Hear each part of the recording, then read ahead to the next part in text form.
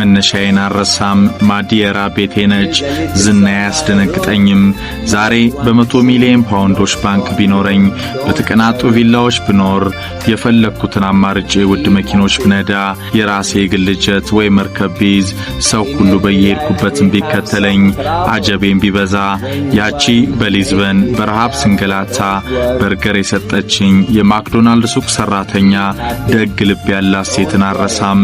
ኤድና ትባላለች ደጋግሜ ፈለኳት አስፈለኳት ላገኛት አልቻልኩም ኤድና እባክሽ የት ነው ያለሽው አብረን ምሳ እንብላ ውለታሽን መመለስ ፈልጋለሁ ያኔ ትርፍራፊ የማክዶናልድ በርገሮችን ፍለጋ ይኳትን የነበረው ታዳጊ ዛሬ ከዓመታት በኋላ ሳር ቅጠሉ የሚሰግድለት ክርስቲያኖ ሮናልዶ ሆኗል በኳስ ተአምሩ የሁሉንም ቀልብ የገዛ